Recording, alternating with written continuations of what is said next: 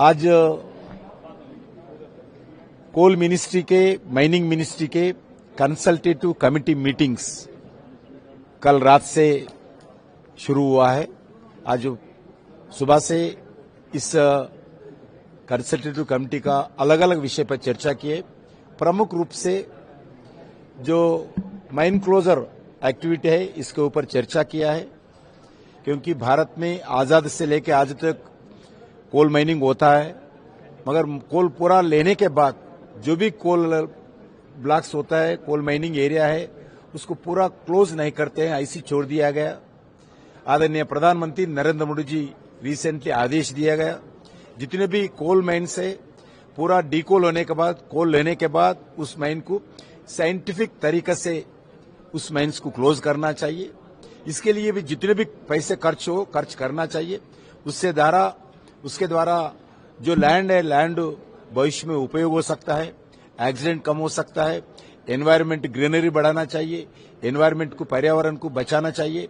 इस दृष्टिकोण से हम पूरे कोल माइन से डीकोल होने के बाद उसको पूरा ग्रीनरी डेवलपमेंट करना, जितना हो सकता है उतना लेवल करना, उस लैंड को वाटर बॉडीज के रूप में डेवलप करना, उस एरिया में हम जो फॉरेस्ट डेवलपमेंट करके आने वाले दिन में पर्यावरण को बचाना चाहिए।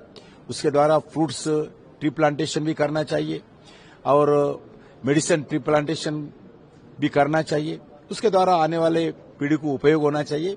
इसके सिलसिला में आपको मालूम है, शादनगर में हार्टफुलनेस संस्था जो लगभग 1300 एकड़ में एक बढ़िया फॉरेस्ट के जैसा अच्छा इंटरनेशनल स्टैंडर्ड पे जो फॉरेस्ट डेवलपमेंट किया है, कम वाटर से अच्छे केमिकल ना यूज करते हुए और ऑर्गेनिक फर्टिलाइजर के द्वारा जो डेवलपमेंट किया है, एक बढ़िया सुंदर प्रांत बन गया। उनका जो टेक्निकल सपोर्ट है हम लेकर जो भी जितने भी कोल माइन्स है, हम लगभग 143 कोल माइन्स है। आदरणीय प्रधानमंत्री जी का इच्छा है आने वाले 3 साल के अंदर आजाद से लेकर अब तक जितने भी कोल माइन्स 143 है उसको पूरा क्लोज करने के लिए प्रधानमंत्री जी आदेश दिया है। इस जितने भी कोल माइन्स क्लोजर करने वाला है उसमें हार्टफुलनेस का भी सपोर्ट लेंगे।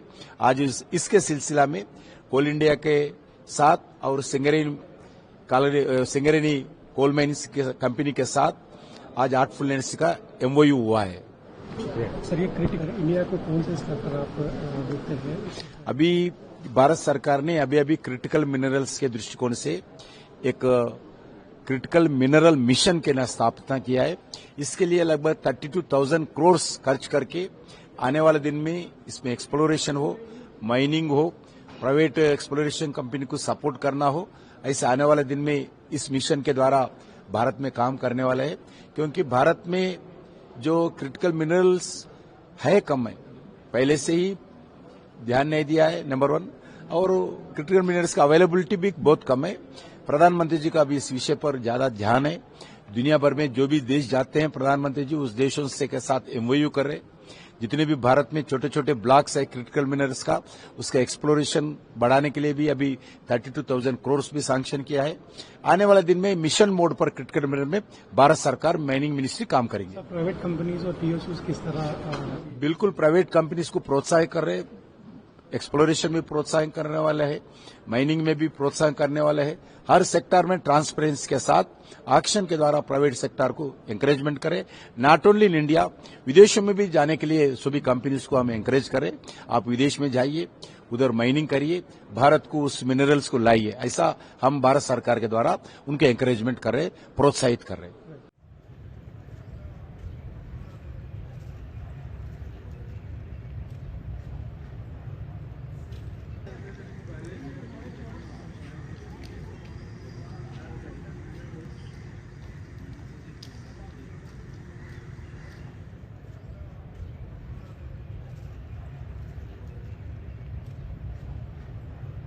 In terms of Quad, of course, in its current incarnation, it's been there since 2017. It has grown steadily. All of you are aware of it.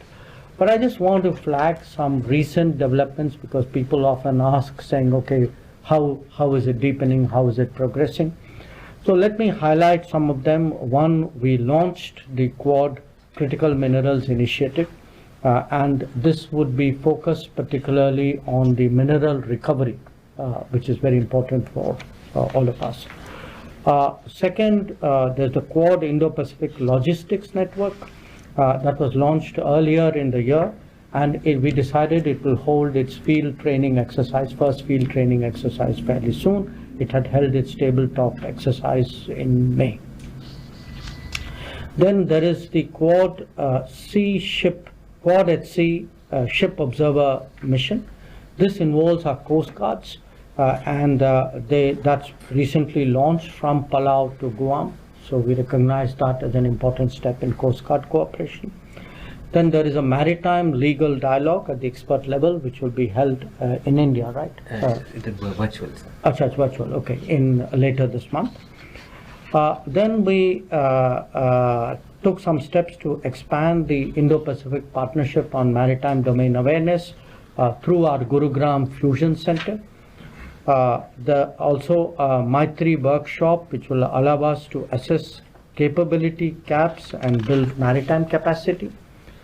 There will be a Quad Ports of the Future Partnership Conference, which will focus on resilient ports and shipbuilding. And of course, a Quad partnership on cable connectivity and resilience. It will hold a conference on undersea cables. So as you can see, I mean, the Quad members are all, fundamentally maritime nations. A lot of what brings us together, the Indo-Pacific, is the maritime facet of our capabilities.